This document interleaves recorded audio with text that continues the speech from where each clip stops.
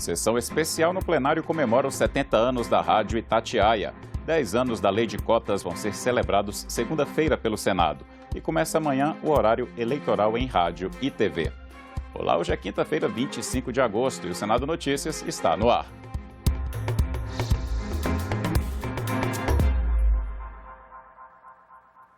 O Senado homenageou hoje, em plenário, os 70 anos da Rádio Itatiaia, emissora de rádio mineira dedicada à transmissão de notícias e de esportes. A sessão especial semipresencial do Senado foi dedicada à comemoração dos 70 anos da fundação da Rádio Itatiaia, sediada em Belo Horizonte, Minas Gerais. A sessão foi requerida pelo senador mineiro Rodrigo Pacheco, presidente do Senado, que destacou o papel da Rádio Itatiaia no estado de Minas e na comunicação do país. A Rádio Itatiaia, que se confunde com a história da rádio no Brasil, que certamente é a marca da rádio e da história do rádio em Minas Gerais. Aproveito esse momento para, uma vez mais, homenageá-los, homenagear todos os colaboradores da rádio. Tenho absoluta convicção que os senhores e as senhoras orgulham o estado de Minas Gerais por serem uma referência de jornalismo hoje no Brasil, de um conteúdo de qualidade, uma rádio muito procurada, veículos, não é só a rádio mais Itatiaia, é a Itatiaia com todas as suas formas de produção de conteúdo e de divulgação desse conteúdo. Portanto, eu gostaria de cumprimentá-los e, no alto da presidência do Senado, render-lhes a minha mais absoluta e sincera homenagem neste momento. Uma rádio que tem relevante serviço, não há como se falar aqui em Minas de futebol, de prestação de serviço e de jornalismo de qualidade, sem lembrar da nossa Rádio Itatiaia. Uma rádio que marcou muito pela liberdade que nós sempre tivemos de falar o que pensamos responsavelmente como jornalistas, da diversidade de opiniões que a rádio sempre permitiu e que é a grande razão da audiência espetacular que a rádio teve durante toda essa história em Minas Gerais. Foram publicados no Diário Oficial da União de hoje 2 editais de retificação do concurso do Senado Federal. Foram feitas 4 correções no edital para consultor legislativo.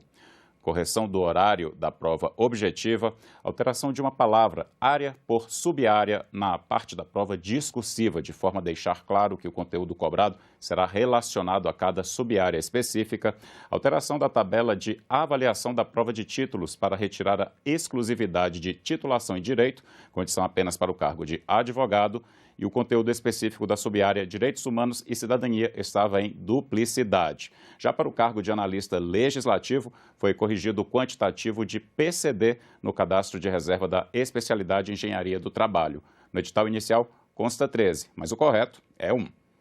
Está marcada para segunda-feira uma sessão especial no plenário do Senado para celebrar os 10 anos da Lei de Cotas.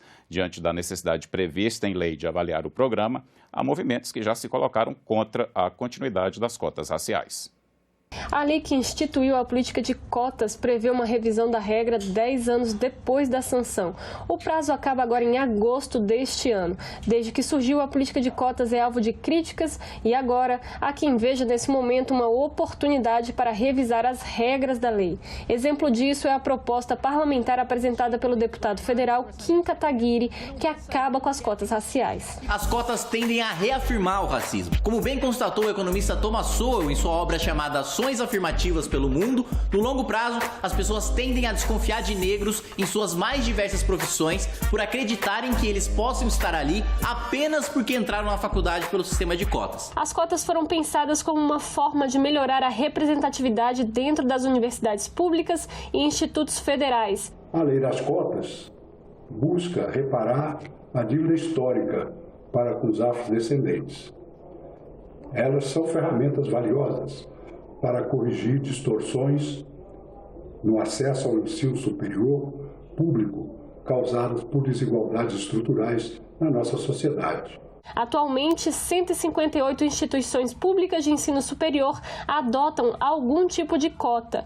O que a lei determina é que 50% das vagas em universidades e institutos federais sejam direcionadas para pessoas que estudaram em escolas públicas.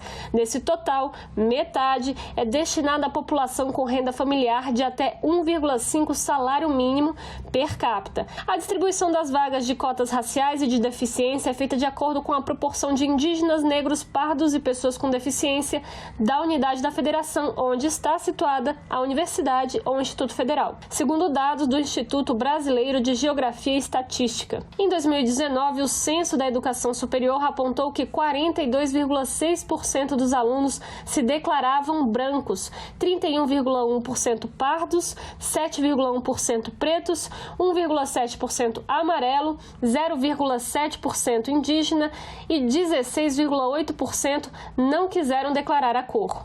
Um dos argumentos de quem é contra o sistema de cotas está na subjetividade da avaliação de quem deve ser considerado negro. Outro ponto levantado é o de que a igualdade no ensino superior deve ser alcançada com investimento no ensino básico. É possível que o mesmo sujeito que possa ser considerado negro em Porto Alegre, uma cidade com maior ascendência europeia, seja considerado branco em Salvador. Que adianta ter cota se metade da população não terminou nem o ensino médio? Sem ensino médio, não dá para entrar na faculdade, não importa qual seja a proporção de cotas. O objetivo da política de cotas está no acesso da população negra às universidades. Ainda assim, o cientista político Nauê Azevedo, que foi aluno cotista na Universidade de Brasília, lembra que a maior parte da população pobre do país é negra. A população negra acaba tendo mais dificuldades de acesso a todos os tipos de serviço possível, inclusive corresponde à maior parte da população pobre do Brasil, por conta da falha estrutural do Estado em lidar com a distorção que foi provocada por um fenômeno chamado de escravidão. O senador Paim não enxerga chances de recuo na lei de cotas. Para ele, a revisão do texto seria uma oportunidade de aprimoramento. A lei de cotas não perde a sua vigência. Ela precisa ser revisada para o seu aprimoramento, como, por exemplo, a criação de um programa de assistência estudantil para cotistas. O senador, inclusive, é autor de um projeto que organiza a revisão do sistema de cotas. Pela proposta, a avaliação deve acontecer a cada 10 anos e se a proporção de negros, pardos e brancos dentro da universidade for igual à do estado onde ela está instalada, a política de cotas permanece até a próxima avaliação. Já se a proporção estiver de acordo com a representatividade do estado, a política pode ser suspensa depois de 5 anos. E os indicadores demonstram que houve um crescimento significativo da presença, especialmente de pessoas negras, dentro da universidade. Algumas coisas deixaram de ser feitas no espírito inicial que a lei tinha, ou seja, a garantia de uma avaliação, de um monitoramento permanente, para que assim se pudesse planejar, inclusive a continuidade ou mudanças nessa política de cotas. O número de candidatos negros nesta eleição é maior do que o de brancos pela primeira vez no Brasil. Pressão dos movimentos sociais e mudança na distribuição dos fundos eleitoral e partidário explicam o resultado. Os dados são do Tribunal Superior Eleitoral. Dos 28.460 candidatos, 49,57% são negros, o que inclui pretos e pardos. Os que se autodeclararam pretos somam 13,92% e os que se declararam como pardos totalizam 35,65%. Os candidatos brancos somam 48,86%. A simbologia dessa conquista é gigantesca, pois a primeira Constituição brasileira de 1824 proibia que mulheres, negros, negras, indígenas e pobres pudessem votar. Esse é o maior número de negros candidatos na história do Estado Democrático de Direito. Muitos avanços no sistema eleitoral se deram devido à força dos movimentos negros do país e brancos comprometidos com essa boa luta. Um dos motivos do aumento no número de candidaturas de pessoas negras se deve à nova regra aprovada pelo Congresso, que prevê que os votos dados a candidatos a deputado federal, negros e mulheres, serão contados em dobro no cálculo de distribuição do fundo eleitoral e do fundo partidário. Isso fez com que os partidos políticos buscassem recrutar nomes competitivos e de votação expressiva entre a população negra, não só para cumprir uma cota, mas para integrar mesmo os candidatos negros no processo eleitoral. Então isso vai abrir mais o processo de forma mais plural, mais representativa e de forma mais diversificada, aumentando inclusive a qualidade da nossa representação, deixando o Congresso Nacional com a cara do Brasil real. Dos 49,57% de candidatos negros, 2 concorrem ao cargo de presidente da República, o que representa 16,7%. 26 disputam vagas de governador de estado, totalizando 39,01% dos candidatos. 22 são candidatos ao Senado, que representa 31,06%. Para deputado federal, são 1.420 candidatos negros concorrendo, num total de 47,62%. Para deputado estadual, são 2.300 candidatos, totalizando 51,66%.